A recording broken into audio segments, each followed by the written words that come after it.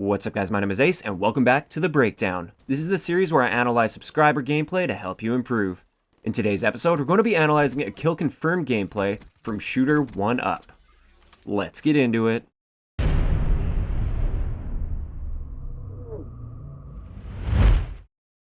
Alright guys, let's start it off with the class that he decided to use. So he's got the Kuda with a reflex sight, suppressor, and stock. And then for lethals, he's got a frag grenade, tactical, he's got 2 concussions. Perk 1, he's got Ghost, Perk 2, he's got Hardwired, and Perk 3, he's got Gung Ho. Now one thing to keep in mind is this is relatively old gameplay. This is from actually, I think December 31st is when he uploaded this. So it was actually before the big SMG nerf, where the aim down sight time of the SMGs is now equal to the aim down sight time of a lot of the assault rifles. And therefore he's not using quick draw, but that's okay.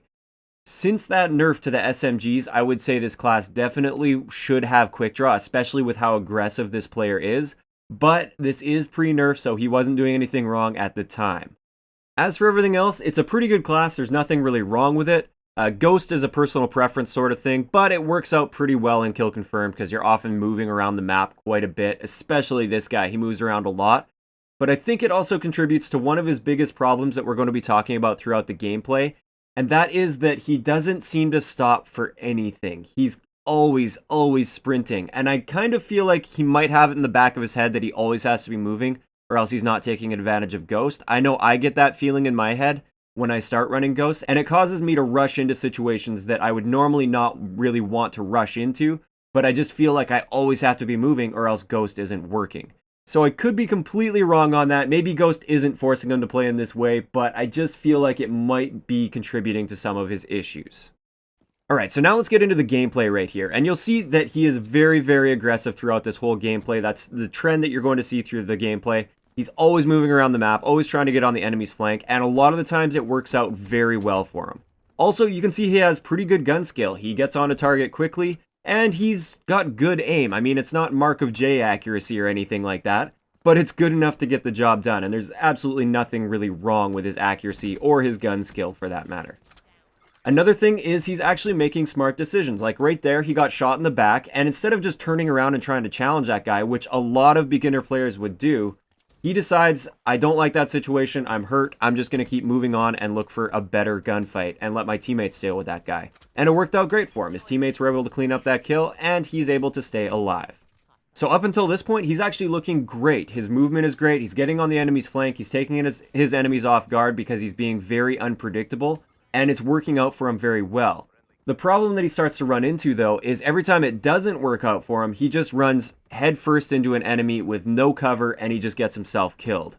And this happens quite a bit throughout the gameplay. Like, overall, he is doing pretty well. He is an above-average player. I wouldn't say this guy is a below-average player by any means.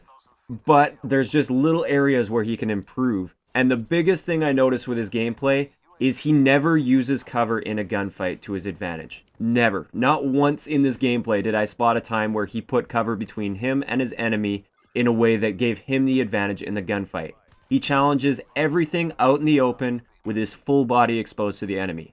Now against these players that he's playing against here, it works out just fine because he clearly has superior gun skill to most of these guys, and he's winning more gunfights than he's losing.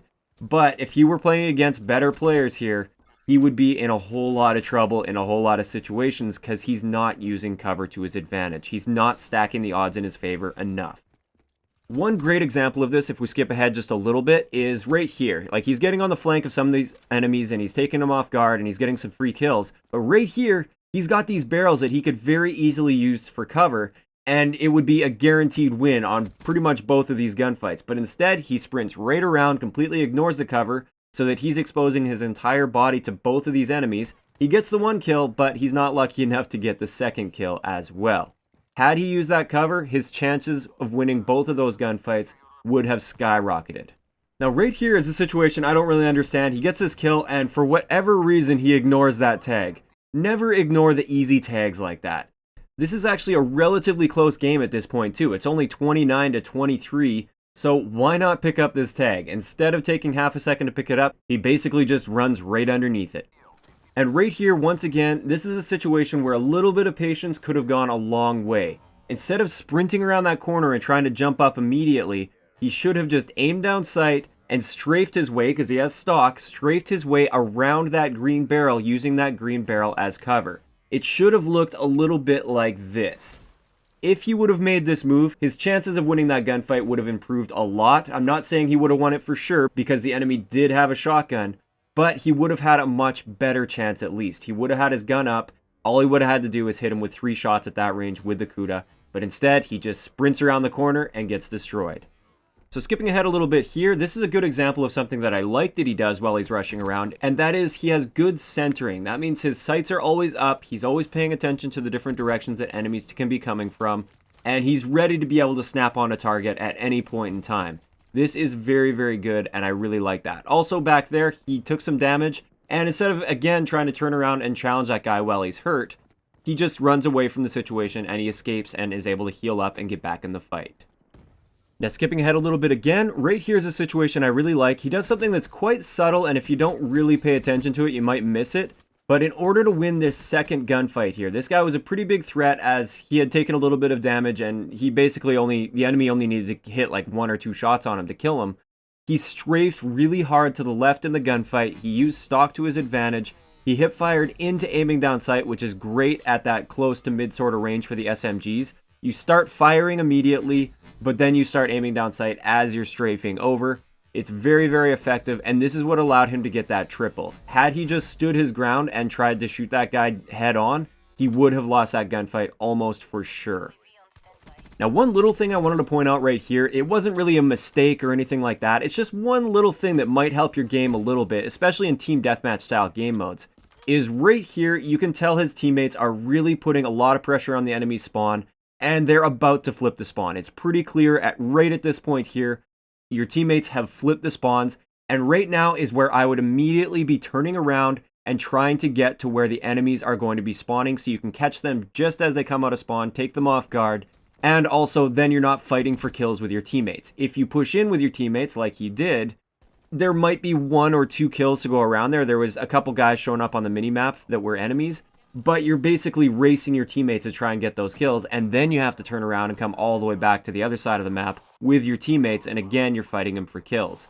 So it's just those little things, like recognizing that moment where the spawn flip occurs, and realizing that you've got to give up on that area, let your teammates handle the last 1 or 2 guys, you can turn around and kill everybody else.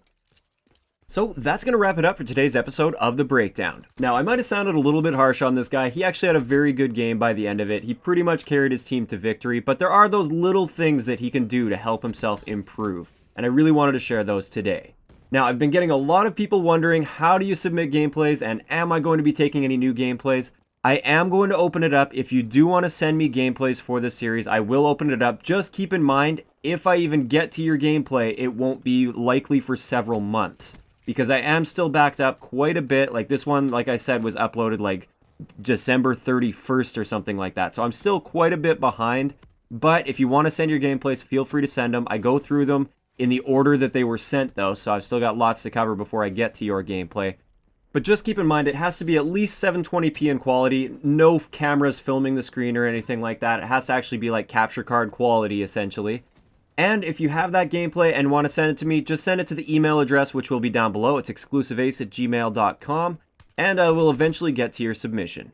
If you enjoyed the video, a like rating is always appreciated, and don't forget to subscribe for more if you haven't already. I'll talk to you guys next time.